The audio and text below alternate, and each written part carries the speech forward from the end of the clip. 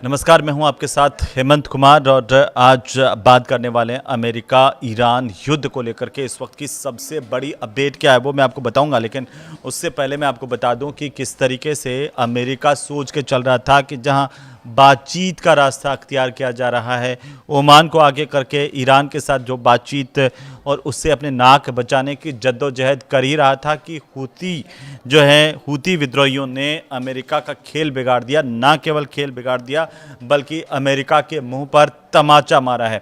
और अब अमेरिका की हालत ऐसी है कि वो क्या करे क्या नहीं करे, इस तरह की स्थिति देखी जा रही है। दरअसल जो हूती विद्रोही है उन्होंने यमन और सऊदी अरब पर बड़ा हमला किया है।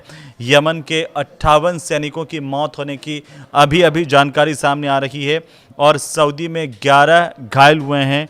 कई जगह पर आग और दहशत की स्थितियां हैं। ये ईरान के समर्थित हूती विद्रोही हैं जिन्होंने सऊदी अरब और यमन पर एक साथ बड़े हमले किए हैं। जहां एक तरफ अमेरिका ईरान में बातचीत का माहौल फिर से बनने लगा था। अमेरिका को अब इस वक्त ये जो जंग है वो रोकना ज़रूरी लग रहा है। एक तरफ हथियारों की कमी है, दूसरी तरफ अमेरिका में इलेक्शंस आने वाले दिनों में। तो ऐसे में अमेरिका के सामने बड़ी चुनौती है कि कैसे अपनी नाक बचा लें। लेकिन जिस तरीके से हूती विद्रोहियों की तरफ से हमले किए गए हैं उसे लेकर के जो सऊदी और यमन का इलाका है वो थर्रा उठा है। सबसे बड़ी बात क्या है वो ये है कि पहला हमला यमन सरकार के मिलिट्री ठिकानों पर किया गया जिसमें बैलिस्टिक मिसाइल यूज़ की गई, साथ ही साथ ड्रोन से हमला किया गया है और इसमें 58 सैनिकों के मारे जाने की खबर मिल रही है। तो साथ ही साथ दर्जनों लोग यहाँ पर घायल हुए हैं और यमन के जो रक्षा मंत्रालय हैं उसकी तरफ से एक जानकारी साझा की गई है। अंतर्राष्ट्रीय मीडिया में ये बताया गया है कि सही समय और सही जगह पर जवाब देंगे, लेकिन फ़िलहाल यमन को समझ में नहीं आ रहा कि क्या करें। अब देखिए, इस वीडियो में आपको मैं हूती विद्रोहियों के बारे में विस्तार से बताऊंगा कि आखिर ये हूती विद्रोही जिनको लेकर के इस वक्त चर्चा पूरी दुनिया के अंदर हो रही है, इन्होंने तहलका मचा दिया है भाई। जिस तरीके से इन्होंने मारा है, वहाँ पर हमले किए हैं, उसको लेकर के लगातार जो अंतर्राष्ट्रीय मीडिया है उसमें हूती जो है वो चर्चाओं में आ गए हैं। और पहला हमला जहां पर उन्होंने यमन में किया, तहलका मचा दिया। दूसरा जो हमला है वो सऊदी के नजरान इलाके में हुआ है और यहां पर 11 नागरिकों के घायल होने की सूचना है। हालांकि अभी तक किसी के मारे जाने की पुष्टि नहीं हुई है, लेकिन इसमें 7 जो सऊदी के हैं और एक यमन का है, 2 मिस्र के हैं, एक पाकिस्तानी नागरिक भी शामिल है। वहीं एक 4 साल का बच्चा भी घायल हुआ है। इस तरह की मीडिया रिपोर्ट्स में जानकारी आ रही है और हमलों के बाद नजरान के कई इलाकों में आग लगने की तस्वीरें भी पूरी दुनिया ने देखी हैं। लेकिन अब इस वीडियो को आगे बढ़ाएं उससे पहले समझ लेते हैं भाई ये हूती बवाल क्या है, क्योंकि आपको जानना चाहिए कि जो हूती विद्रोही हैं जिनका जिक्र इस युद्ध के दौरान बार बार आ रहा है, ये कौन है? ये यमन के हथियारबंद शिया जैदी ग्रुप है जो हूती विद्रोही हैं और इसका आधिकारिक जो नाम है हूती का वो है अंसार अल्लाह। अंसार अल्लाह इसका गठन 90 के दशक में हुआ था और इसके संस्थापक माने जाते हैं हुसैन अल हूती और इसीलिए इनको हूती विद्रोही कहा जाता है, जिसमें बताया जाता है कि करीब करीब 1 लाख से ज़्यादा इसके मेंबर हैं, 1 लाख से ज़्यादा इसके सदस्य हैं, 1.2 लाख बताते हैं। 2014 में यमन में राष्ट्रपति हादी के खिलाफ जो विद्रोह किया गया था और उसके बाद 2015 का सना पे याद कीजिए जब हूतियों ने फ़ायदा उठाया, राजधानी सना पर कब्ज़ा कर लिया था। तो ये जो विद्रोही गुट है वो ऐसे ही विद्रोही नहीं कहा जाता है।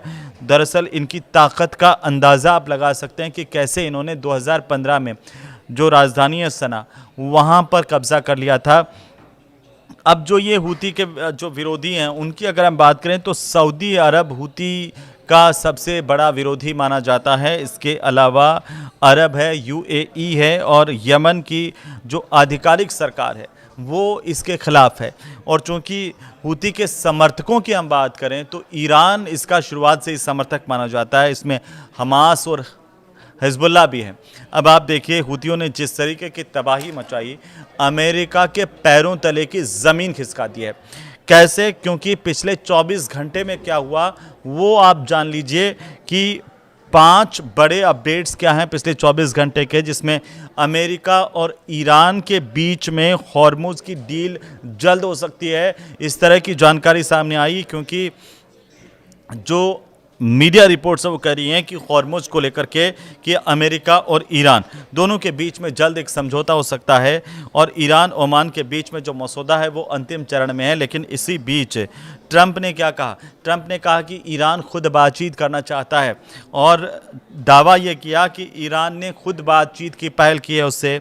दोनों देशों के बीच में अच्छी बातचीत हुई है, प्रगति हुई है बातचीत को लेकर के, और इस उनके मुताबिक, ट्रंप के मुताबिक मैं बता रहा हूं कि समझौता ईरान के लिए सबसे बेहतर विकल्प होगा। लेकिन अंदर खाने ये जो समझौता होना वो अमेरिका के लिए सबसे बड़ा विकल्प है। अगर ये अलग बात है, दिगर बात है कि इसमें ट्रंप जो है वो दिखाने की कोशिश कुछ और कर रहे हैं, लेकिन दुनिया को समझ में आ रहा है क्योंकि हॉर्मुज़ और बाब अल मंदेब में जहाज़ों की आवाजाही बहुत कम हो गई है। समुद्री ट्रैकिंग का जो डेटा है वो ये कह रहा है कि हॉर्मुज़ स्ट्रेट से बुधवार को सिर्फ 2 जहाज़ गुजरे थे, और जबकि तनाव से पहले यहाँ पर रोज़ाना जो है आप मान के चलिए 130 से 140 जहाज़ प्रतिदिन यहाँ से गुजरते थे, वहाँ आज महज 2 जहाज़ गुजर रहे हैं। तो ये समझौता, अगर बातचीत आगे बढ़ती है हॉर्मुज़ पर, तो दोनों देशों के लिए अच्छा होगा। अगर बाब अल मंदेब की बात करें तो यहाँ पर भी जो शिपिंग ट्रैफिक है वो लगातार घटता हुआ नज़र आ रहा है। अब देखिए, अगर कोई बातचीत हॉर्मुज़ पर होती है और हॉर्मुज़ पर अगर टोल लग जाता है, तो पूरी दुनिया के अंदर महंगाई को लेकर के सबसे बड़ी चौंकाने वाली बात सामने आएगी। वो ये है कि पूरी दुनिया में महंगाई बढ़ सकती है। दुनिया के 8 बड़े जो शिपिंग संगठन है, उन्होंने यूएन और आईएमओ से अब इसे लेकर के अपील की है कि भाई हॉर्मुज़ स्ट्रेट से गुजरने वाले जहाज़ों पर किसी तरह का टोल नहीं लगाया जाए। और उनका ये कहना है कि अगर किसी तरह का कोई टोल या शुल्क लगा तो इससे शिपिंग जो है वो महंगी हो जाएगी और वैश्विक महंगाई बढ़ेगी, यानी पूरी दुनिया के अंदर इससे महंगाई बढ़ सकती है। उधर लेबनान की अगर हम बात करें तो 2 इजरायली सैनिकों की मौत होने की जानकारी सामने आ रही है लेबनान से, जहां पर एक इमारत में तेज़ धमाके हुए हैं, और यहां बताया जा रहा है कि 2 इजरायली सैनिक इस दौरान मारे गए हैं। लेकिन अभी अभी जो खबर है ईरान के भीतर से वो ये है कि ईरान के कुछ सांसद ऐसा मान रहे हैं कि ओमान को आगे करके जो है वो अमेरिका ईरान से बात कर रहा है। सीधे चैनल से बात नहीं हुई, तो अमेरिका ने क्या किया, ओमान को आगे किया, और ओमान और ईरान दोनों के बीच में बातचीत को जो है वो शुरू किया। ये दावा ईरान के एक सांसद की तरफ से किया गया है, क्योंकि हॉर्मुज़ स्ट्रेट को लेकर के अमेरिका ईरान के बीच में ओमान के ज़रिए बातचीत चल रही है, और उनके मुताबिक अमेरिका सीधे सीधे बातचीत करने के बजाय क्या कर रहा है, ओमान को अब मध्यस्थ बना रहा है और आगे कर रहा है। ये खुद जो है वो ईरान के एक सांसद की तरफ से दावा किया गया है। ये कहा गया कि हॉर्मुज़ स्ट्रेट का जो प्रबंधन है वो ईरान के हाथ में होगा, और यहाँ से गुजरने वाले जहाज़ों से माल की कीमत का 7% टैक्स लिया जाएगा, जिसमें 75% हिस्सा जो है वो ईरान का होगा, 25% का जो हिस्सा है वो ओमान को मिलेगा। ये जो दावा है वो ऐसे वक्त में सामने आया जब हॉर्मुज़ की सुरक्षा और समुद्री व्यापार पर पूरी दुनिया, खासकर हिंदुस्तान की भी, भारत जैसे तेल आयातक जो देश हैं उनकी भी पूरी तरह से नज़र है, और ये सब के लिए एक बेहद अहम मुद्दा है। लेकिन अब आप सोच रहे होंगे कि मैंने हूतियों का जिक्र किया, उनका इतिहास बताया, उनके हमले बताए, तो हूती अब इस जंग में क्यों कूदे हैं, ये बहुत बड़ा सवाल है।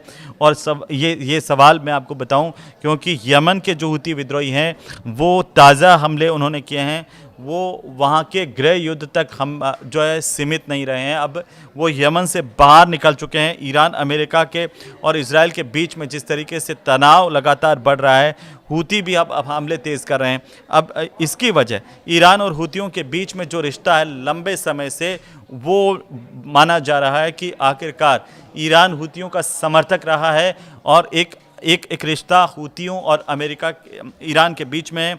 इसी वजह से हूती अब इस जंग में कूद गए हैं।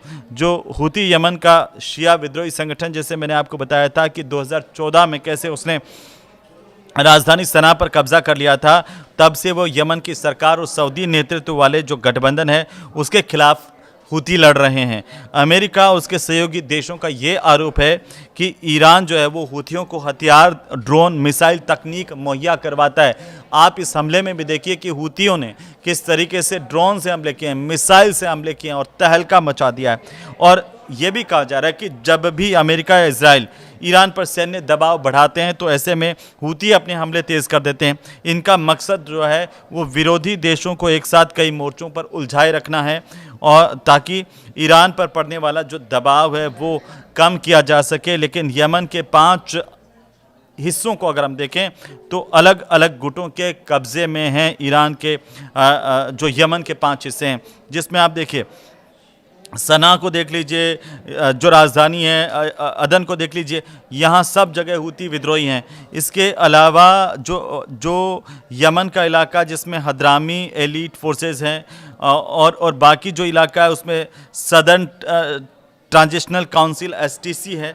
तो इस तरह से अलग अलग यहाँ पर है। लेकिन खाड़ी में बढ़ते हुए तनाव को लेकर के चर्चा हो रही है।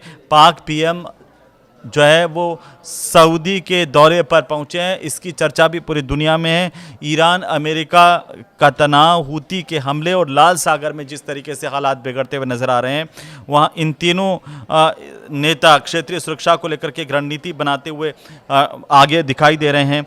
ये जो बिगड़ते हालात हैं इन पर जो क्षेत्रीय सुरक्षा के ऊपर एक रणनीति बनाने को लेकर के बताया जा रहा है कि अब इस पर चर्चा की जा रही है। पाकिस्तान की इसमें नई भूमिका होगी, और लेकिन जिस तरीके से लगातार पाकिस्तान को मुंह की भी खानी पड़ी है, पाकिस्तान की बेइज्जती भी हुई, कहा कि उसने समझौता करवा दिया लेकिन क्रेडिट कोई और ले गया ये अंतिम समय में।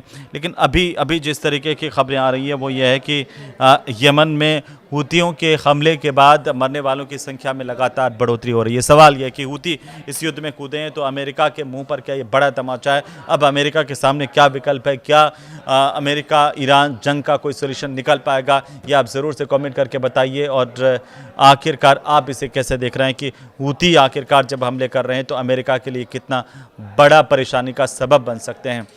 वीडियो अच्छा लगे तो ज़रूर शेयर कीजिए। नमस्कार।